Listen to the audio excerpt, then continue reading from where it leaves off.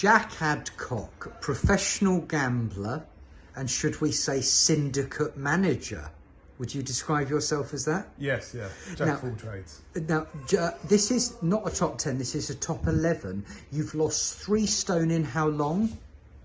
Since England got beaten the world, the Euros. So 3 months, I think, 2 months. So you've done a stone a month? Yeah. That's very, very impressive indeed. Right, now, are you ready for your top 10? Yep. Right, okay. Now, Jack, you are a voracious reader. You have your own reading club on Twitter.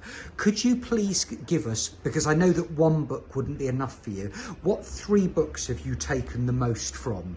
The Grass Arena by John Healy, about a street drunk alcoholic who becomes a chess grandmaster. That everyone has fragilities in their makeup, but if you unlock something that becomes your passion, you can succeed in life. Brian Tracy, The Power of Self-Discipline, No Excuses, about writing down goals and manifestations. That changed my life, that book. And the recent book I read on Churchill, you'll have to forgive me, I don't know the author, but what's it called? I can't remember, but the life lessons studying Churchill's life are exceptional. You can't please everyone all the time, but if you've got a warrior spirit, you can't be beaten. If you've got a warrior spirit, you can't be beaten. There's a quote. Right. Who or what inspires you? My family and friends. I think having people to look up to in life is only going to let you down. Whereas family and friends very rarely can, because you love them for who they are and you don't put them on a pedestal and make them something they're not. What a beautiful answer. What would you advise a young person who wants to become a professional gambler? Not to at the moment, or make sure you're very good at coding or very technical based.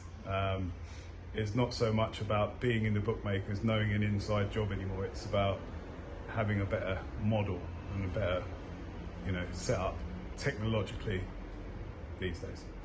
What are you scared of, Jack? Things I can't control, like nuclear holocaust or worldwide geopolitical issues. But they actually cause you fear? Yeah, like the whole COVID thing, I caught onto that before. I'm not one of these mask people, but it panics me. The way the world is at the moment, it's a very scary place, volatile. I like controlled risk. If I can't control a risk, I don't like it. Okay. Where would you like to visit? Heaven. You get to meet all your friends and family that you lose over the years, and you won't bump into any of the wrong ones. Brilliant answer, brilliant answer. Okay, and what characteristics does a bad gambler have? Can't have a losing day, and only ever talks about winning. The best gamblers I've ever met, all they talk about is the bad beats, and they have to be seen to be winning. A good gambler is one that can lose, maintain the focus and discipline, and go the next day the same. What's your favourite song and why?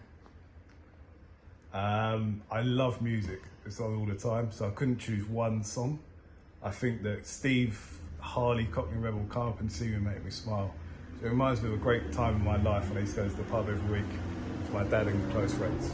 Okie dokie, that's it. It's got a meaning. And what must a winning punter have in his or her armoury?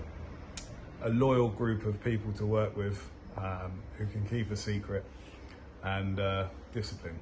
Okay. And what's your favourite characteristic in a friend? Loyalty. People say that now. Jack, you're a good eater, but can you cook? Yeah, I love cooking more than eating, probably. Okay, and I don't measure anything. I like to. It's an experiment every time. Right. So. What's your best dish, though? I do lots of stuff. One of my favourite things to cook is a stew that my granddad used to cook from scratch, and it's just good, hearty food, and it always makes me think of him. And you had a close relationship with your granddad? Yeah. As I say, very Winston Churchill-like in his not giving a care in the world what other people think, and making sure his point's pressed home, and that animal warrior lion spirit. I know how proud he'd be of you, because I know that you looked after him in his last days. Yeah, exactly, and that stew probably kept him alive a little bit longer. Jack, you're a class act. You're as deep as an ocean that we could talk to you for hours. This has been a beautiful interview, and we've got to know you much better. Thank you very much for being you. Cheers.